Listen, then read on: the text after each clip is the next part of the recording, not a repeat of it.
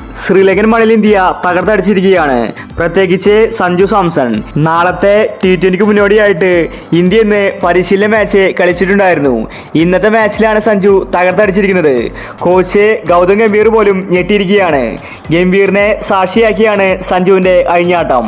അപ്പോൾ ഇന്നത്തെ കളിയെ പറ്റിയാണ് നമ്മൾ ഈ ഒരു വീഡിയോയിൽ പറയുന്നത്. ഇത്തരം ക്രിക്കറ്റ് ന്യൂസിന് വേണ്ടി ഈ ചാനൽ മറക്കാതെ സബ്സ്ക്രൈബ് ചെയ്യൂ. നാളെയാണ് ഇന്ത്യ ശ്രീലങ്ക ആദ്യത്തെ T20. നാളെ രാത്രി 7 മണിക്ക് മാച്ച് ആരംഭിക്കും. പുതിയ കോച്ചായ ഗംഭീറും അതുപോലെ പുതിയ ക്യാപ്റ്റനായ സൂര്യകുമാറിന് കീഴിലാണ് ഇന്ത്യ നാളെ കളിക്കാൻ പോകുന്നത്. നാളത്തെ മാച്ചിൽ സഞ്ജുവിന് അവസരം കിട്ടും. അതുപോലത്തെ പ്രകടനമാണ് സഞ്ജു ഇന്ന് പുറത്തെടുത്തത്. സഞ്ജുവിനെ ഇന്ന് 4 നമ്പറിലാണ് കളിപ്പിച്ചിട്ടുണ്ടായിരുന്നത്. സഞ്ജു തകർത്തടിച്ചു. സഞ്ജു മാത്രമല്ല, റിങ്കു സിംഗ്, സൂര്യകുമാർ ഈ 2 താരങ്ങളും ഇന്ന് ഫോമായിട്ടുണ്ടായിരുന്നു. 2 ടീമായിട്ടാണ് ഇന്ത്യ ഇന്ന് കളിച്ചിട്ടുണ്ടായിരുന്നത്.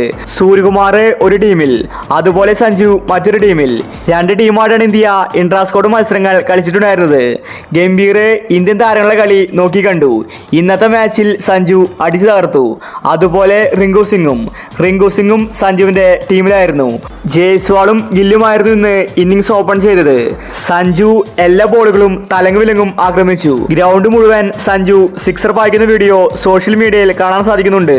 BCCI അത് ഷെയർ ചെയ്തിട്ടുണ്ട്. ശ്രീലങ്കൻ മണ്ണിൽ സഞ്ജു തകർത്തടിച്ചിരിക്കുകയാണ്. പരിശീലനത്തിൽ തന്നെ സഞ്ജു ഇങ്ങനെ കളിക്കുന്നുണ്ടെങ്കിൽ നാളത്തെ T20യിൽ സഞ്ജു വെടിക്കെട്ട് ബാറ്റിംഗ് കാഴ്ചവെക്കുമെന്നത് ഉറപ്പാണ്. പക്ഷെ നാളെ ഇനി ഋഷഭ് പന്തിനെ അവസരം കൊടുത്താൽ സഞ്ജു പുറത്തിരിക്കേണ്ടതായി വരും. സഞ്ജുവിനെ അവർക്ക് യാതൊരു വിലയുമില്ല. എത്ര കളിച്ചാലും സഞ്ജു പുറത്താണ്. അവസാന ഏകദിനത്തിൽ സഞ്ജു സെഞ്ചുറി അടിച്ചിട്ടുണ്ടായിരുന്നു. എന്നിട്ട് സഞ്ജു ശ്രീലങ്കൻ ഏകദിനത്തിലില്ല. അതാണ് അവസ്ഥ. സഞ്ജുവിന് നാളെ അവസരം കൊടുത്താൽ സഞ്ജു കയറുമെന്നത് ഉറപ്പാണ്.